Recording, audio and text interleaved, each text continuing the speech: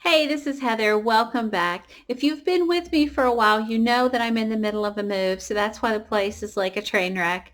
But the one thing that everybody has always loved about this house is they say about my lawn, like you've got one of the best lawns. And this kind of area, honestly, is a little bit of a who's who to who has the best grass.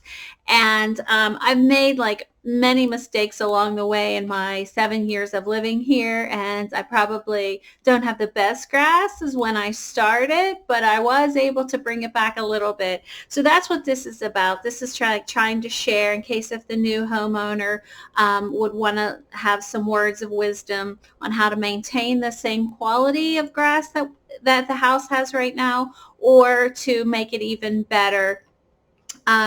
So I thought about just writing in a note, but then I was like, why do that whenever I can just YouTube it? So maybe somebody else could learn too.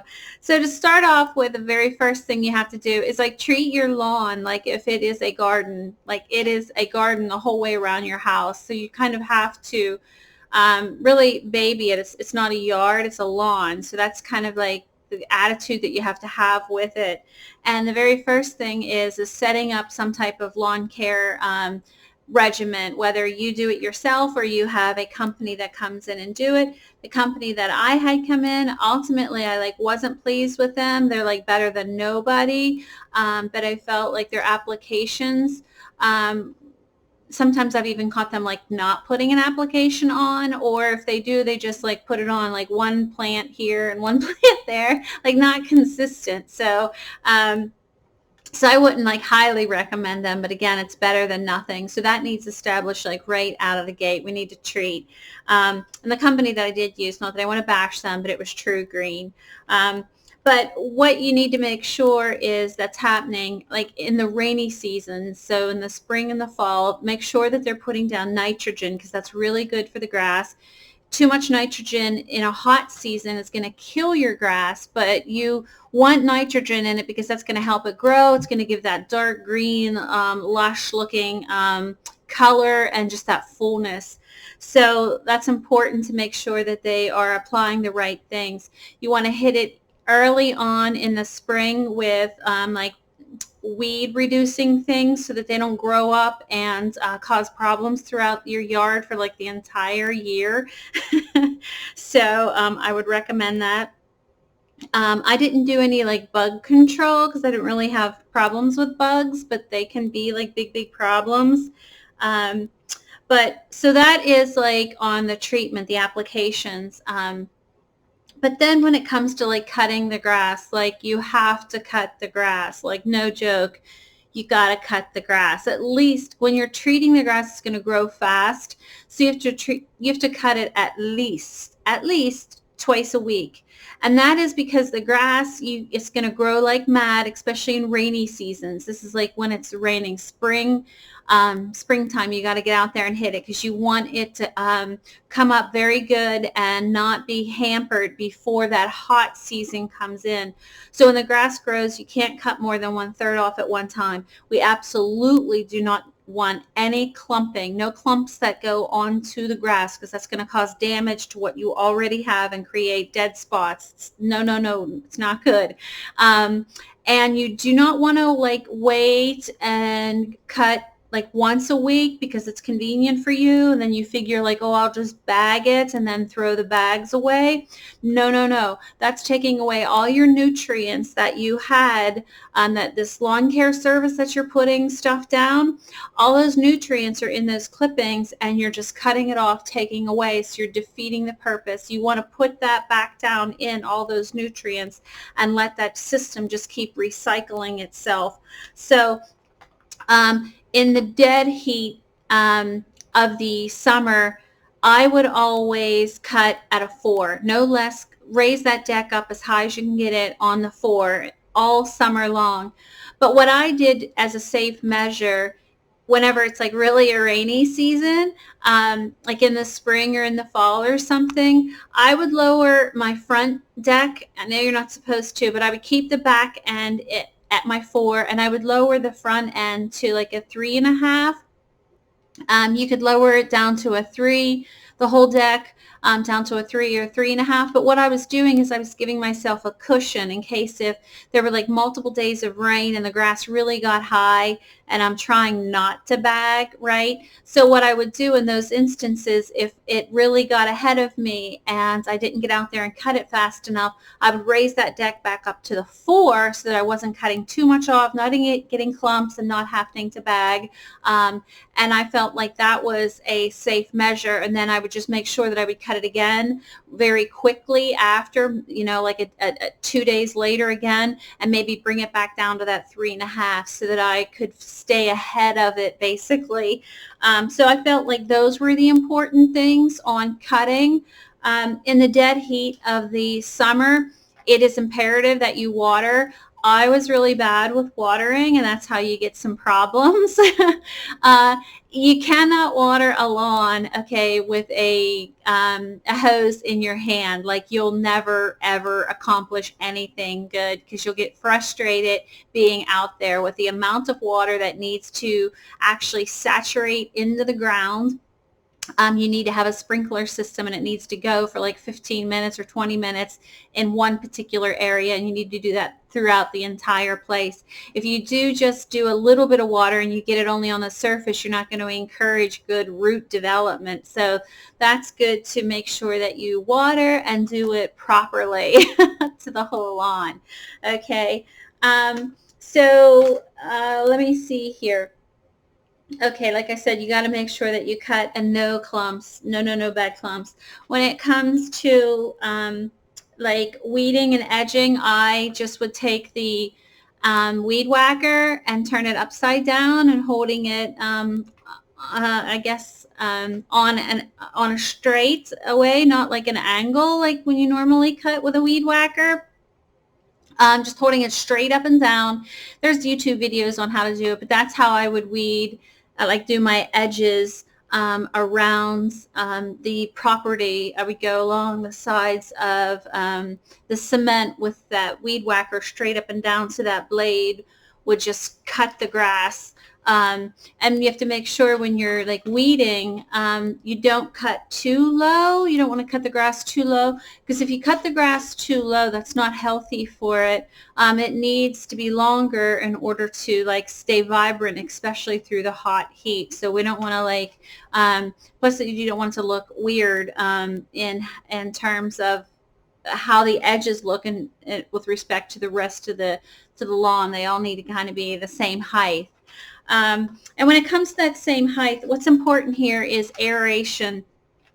Sometimes you'll get patchy stuff. Sometimes you'll get like some type of problem that came in on the grass because they're susceptible to diseases and whatnot. I ran a problem one time with it where I had, it was called red root or red something like this, and it just killed like grass and all these patches. And I kept telling the lawn care company, like, there's a problem. They were telling me there isn't. And before I knew it, half my grass was dead. And they were like, oh, yeah, you have a problem. Like, so that was sort of like why I didn't love this, like, lawn care company. Because then what happened was, like, all the grass died. And then all these foreign grasses came in.